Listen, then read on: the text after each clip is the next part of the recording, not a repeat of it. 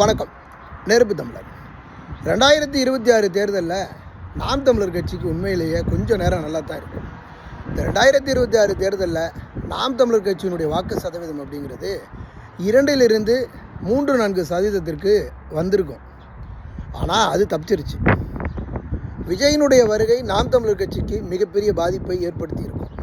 ஆனால் விஜய் ஒழுங்காக அரசியல் பண்ணியிருந்தா, கடைசி நேரம் பார்த்து விஜய் த்ரிஷாவை ஓட்டிக்கிட்டு போய் பல்வேறு விதமான அவதூறுகளில் சிக்கினதுனால இப்போ விஜயினுடைய வாக்கு சதவீதம் அப்படிங்கிறது ஒரு மிகப்பெரிய சரிவை ஏற்படுத்தியிருக்கு. இந்த சரிவை ஏற்படுத்தினதுனால இங்கேருந்து ஏற்கனவே விஜய்க்கு ஓட்டு போடுவோம் அப்படின்னு ஓடினவனெல்லாம், எப்பா இதுக்கு நாம் தமிழர் கட்சி எவ்வளோ பரவாயில்ல, இவனை நம்பி போனோம்னா தெருவில் நடமாட முடியாது அப்படின்னு திருப்பி எல்லாரும் மீண்டும் நாம் தமிழர் கட்சி பக்கம் இளைஞர்கள் படையெடுத்திருக்கிறாங்க. விஜயினுடைய ரசிகர்கள், திருமணம் ஆகாதவங்க, அப்படி இப்படி விஜய் மீது ரொம்ப வெறித்தனமாக உயிரோடு உயிராக இருக்கிறவங்க, அவங்க வாக்களிப்பதற்கான வாய்ப்புகள் இருக்குது அப்படிங்கிறது உண்மைதான்.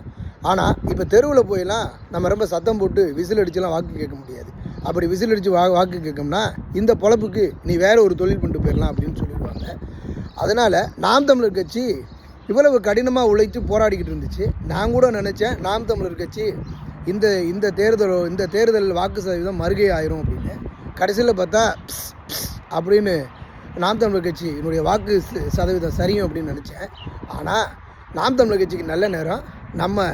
நம்ம ஆள் த்ரிஷாவை கூட்டிகிட்டு போனதுனால அப்படின்னு கட்சி போயிடுச்சு.